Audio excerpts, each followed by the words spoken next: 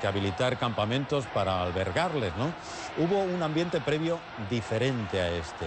Este momento se ha vivido con mucha alegría y con mucho bullicio, y ya vemos que no va más en cuanto a la capacidad de la plaza. Pero en aquella ocasión, vamos, solamente los feligreses polacos, tú lo recuerdas perfectamente, es que ya llenaban 2 o 3 plazas. Bueno, hay que tener también en cuenta que hoy la jornada ha sido especialmente desapacible. O sea, ha habido lluvia, granizo, frío, viento, y eso, quieras que no quieras, a mucha gente, sobre todo a unas personas ya de una cierta edad o a padres con niños pequeños, les invita a no moverse de casa a verlo en la televisión. Eso es evidente, pero a pesar de eso, como digo, la plaza está absolutamente llena. Pero claro, no podemos olvidar esa masa, esa riada inmensa de gente que quiso acompañar el funeral de Juan Pablo II. Eso no, yo creo que es un fenómeno irrepetible en la historia de la Iglesia, desde luego, y no sé si incluso del mundo.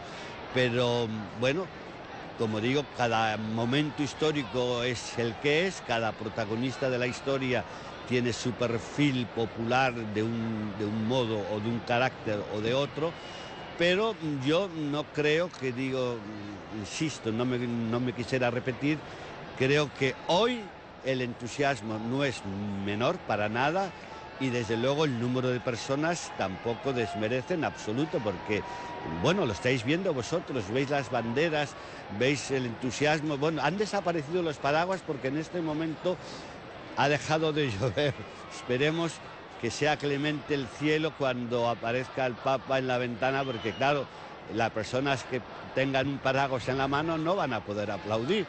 Y bueno, eso quizás haga disminuir el volumen de los aplausos. Pero francamente, hoy es una jornada que la Iglesia puede vivirla con plenitud de su alegría, sabiendo que, bueno, los cardenales han sido capaces de superar, bueno, pues no digo las divisiones, porque no es la palabra exacta, pero en fin, los diferentes puntos de vista, los diferentes análisis para concretarse en una persona.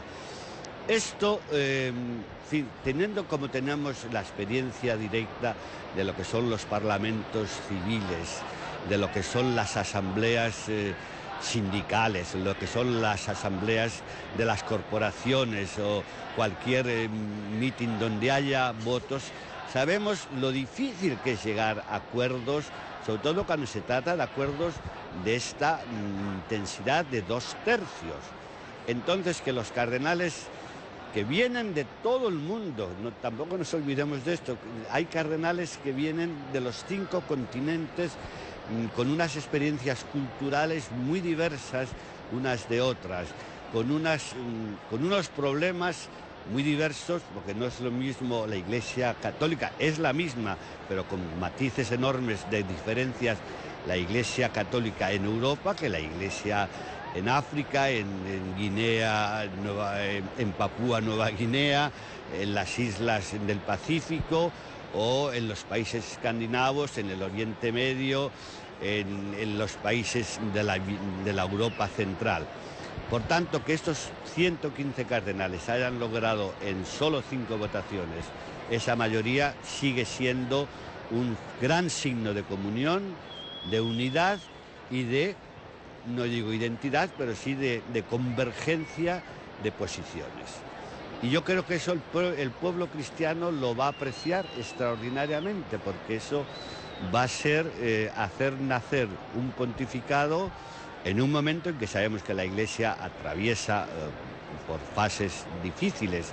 El Papa Benedicto XVI, el Papa emérito Benedicto XVI, en uno de sus últimos discursos habló de que esa barca de Pedro, la barca de la Iglesia, había sido sacudida por vientos muy fuertes en momentos en que parecía que el Señor estaba dormido y no atendía las oraciones o las súplicas de su Iglesia.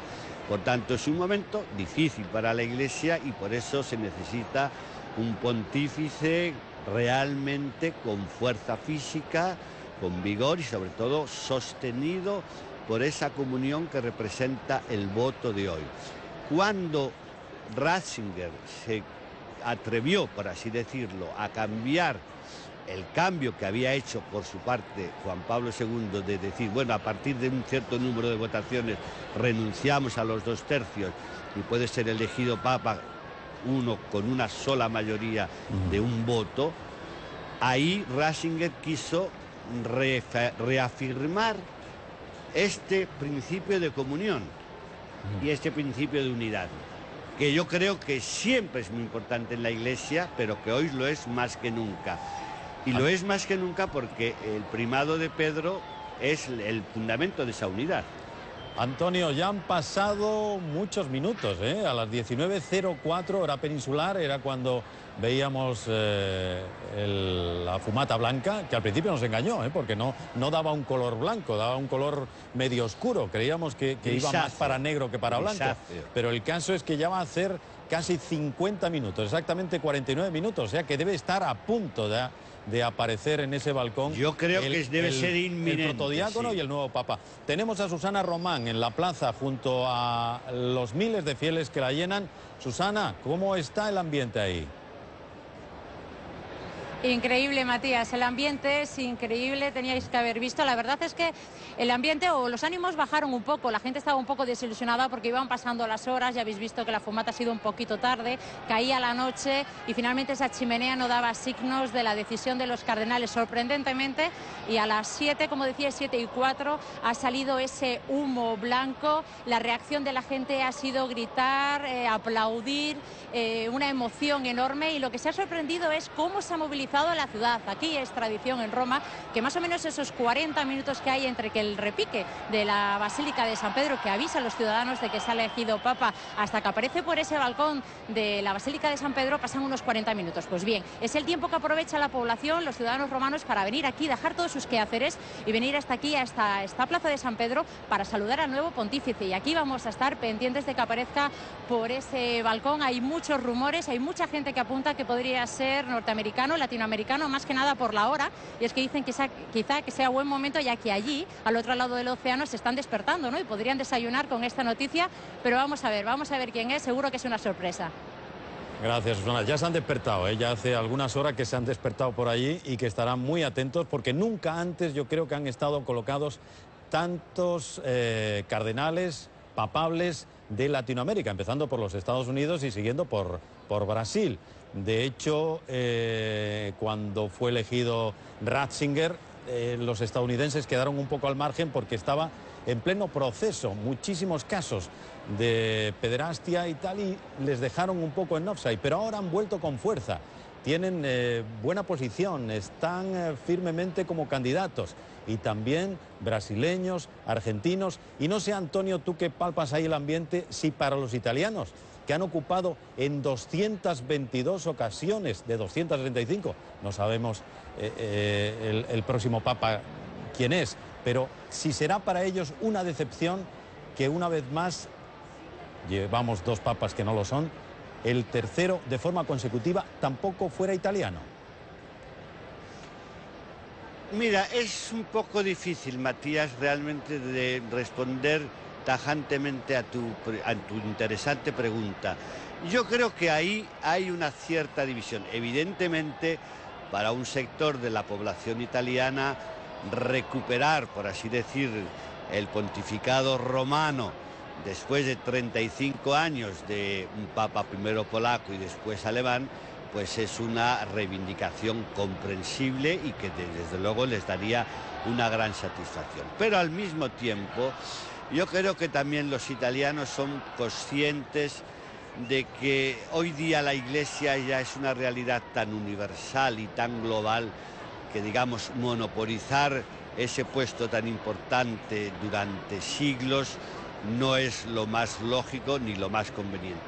Si a eso sumamos que tampoco Italia en este momento tenía una candidatura absolutamente evidente, inequívoca, que a lo mejor la ha tenido, porque a lo mejor el próximo Papa puede ser italiano, pero en fin, por poner un par de ejemplos históricos, La elección del Papa Pablo VI Montini fue meteórica porque era en ese momento una personalidad indiscutible en la Iglesia y nadie podía realmente imaginar que no fuese Montini elegido Papa.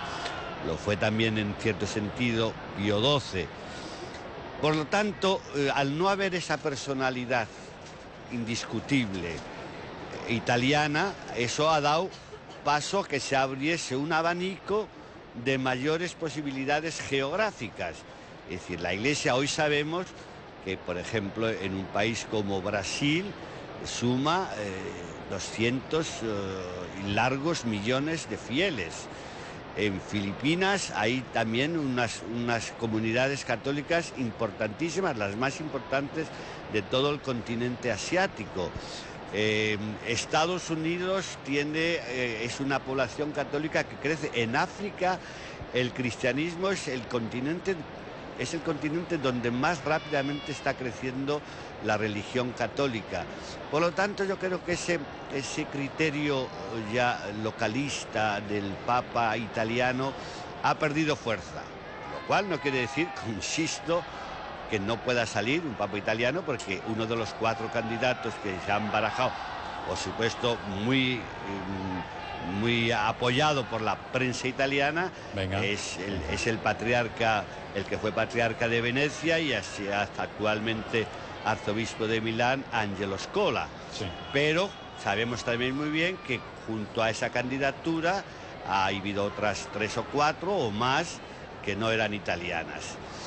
En el anterior cónclave también sabemos, por ejemplo, que una de las figuras que en cierto modo se contraponía, siempre entre comillas la palabra contraponía, a Ratzinger, fue el cardenal Carlo Maria Martini, fallecido hace pocos meses, y que era una personalidad indiscutiblemente egregia, sí, y que tenía un gran apoyo. Él mismo dijo que renunciaba a esa posibilidad por su estado ya deficiente de salud, pero en cierto modo guió un cierto número de votos hacia algún otro candidato que, según hemos sabido o hemos podido reconstruir, fue el segundo candidato después de Ratzinger, pero sí, que ese candidato tenía, digamos, el apoyo moral, o por lo menos el sostén del cardenal Martini. Martini ya no existe. Sí. Antonio, no existe, ¿me vas a permitir un momento que tenemos invitados aquí en el estudio? Los presento y después seguimos la charla a 2 bandas. Rafael Ortega, bienvenido, muchísimas gracias, presidente de la Unión Periodistas Católicos. Y a mi derecha, muy conocido, gracias por visitarnos, Padre Ángel, Mensajeros de la Paz. Bueno, ¿qué les parece? ¿Qué impresión les ha causado de repente ver la fumata blanca a las 19:04 de la tarde, 5ª votación? Primero de alegría y de gozo, quiero decir, es como cuando estás esperando una buena noticia y la buena noticia es el que haya aparecido esa fumata. Yo creo que eso nos da a todos una gran alegría y sobre todo pues esperando con esa gran sorpresa, porque la Iglesia de verdad necesita también renovarse, y sea quien sea, es decir, va a ser un pastor y se va a renovar la Iglesia, y por lo tanto yo al menos me siento feliz y gozoso. Yo recuerdo... espera un pastor fuerte, vigoroso, como pedía Benedicto XVI, es decir, eso se une a la edad normalmente, ¿no? Entre 60, 70, incluso 50, que hay 5 aspirantes, hay 5 cardenales en la cincuentena. Sí, yo sobre todo lo que espero es uno que sea párroco, es decir, que sea pastor, que sea amable, cercano, es decir, que ponga los pies en la tierra. Es decir, yo estoy feliz y gozoso porque estoy convencido que, como estamos casi todos en la Iglesia, estamos esperando de algo nuevo, y eso en las familias, cuando nace un niño, todos se ponen contentos, ¿no? ¿Origen, nacionalidad, le da igual? Hombre, yo si pudiera ser de América sería más, es decir, cada uno podemos escoger y tener también nuestras puede ser un español inclusive. Y puede ser un español. Sí. Se habla mucho de Santos Abril. Que era 3 españoles han ocupado ese trono. Sí. ¿Y para Rafael? Pues para mí, como ha dicho el Padre Ángel, también ha sido gozo, alegría, esperanza, muchos recuerdos de haber seguido en directo allí 3 cónclaves anteriores. Y bueno, esperar a ver qué sale por esa logia central, qué nos dicen, qué papa vamos a tener. Yo espero que sea un papa fuerte, un papa que, ¿por qué no decirlo?, de un golpe encima de la mesa